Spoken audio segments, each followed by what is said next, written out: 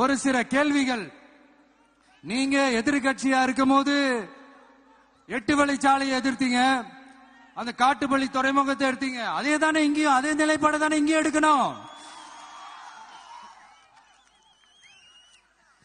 அது எப்படி நீங்க எதிர்கட்சியா இருக்கும் போது விவசாயிகளுக்கு ஆதரவு, ஆளுங்கட்சியா இருக்கும் போது விவசாயிகளுக்கு எதிர்ப்பா? இது எனக்கு புரியலையே.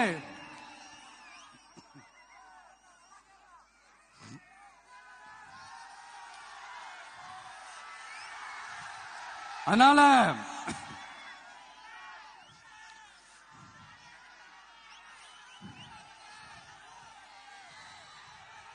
இனிமேலும் சொல்றேன்,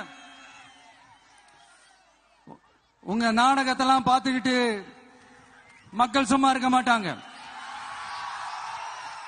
நீங்க உங்களோட வசதிக்காக அவங்களோட நிக்கிறதும் அவங்களோட நிக்காம இருக்கிறதும், நாடகம் ஆடுறதும் நாடகம் ஆடாம இருக்கிறதும், அது சரி. நம்புற மாதிரியே நாடகம் ஆடுறதுல தான் நீங்க கில்லாடிங்களாச்சு. அதையும் மீறி நம்ம விவசாயிங்க உங்க போராட்டத்துக்கு எதிராக போராடினாங்கன்னா பிரச்சனை தான். அதனால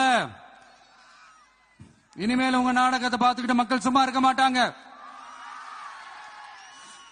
உங்களோட இந்த விமான நிலையத்துக்காக நீங்க ஆய்வு செஞ்ச இடத்தை மறு ஆய்வு செய்யணும்னு ஒன்றிய அரசுக்கும் மாநில அரசுக்கும் நான் கேட்டுக்கிறேன்.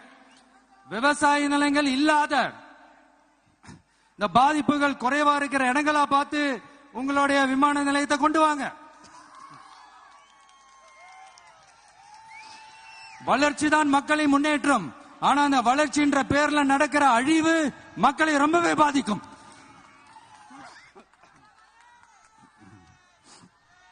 நீங்க எல்லாரும் உங்களுடைய ஊர் கிராம தேவதைகளான கொல்லமெட்டால் அம்மன் மேலையும் எல்லை அம்மன் மேலையும் ரொம்பவே நம்பிக்கை வச்சிருக்கீங்கன்றது எனக்கு தெரிஞ்சது. அந்த நம்பிக்கையை இழந்துடாதீங்க. உங்களுக்காகவும் உங்க ஊருக்காகவும் இனி உங்க வீட்டு பிள்ளையான நானும்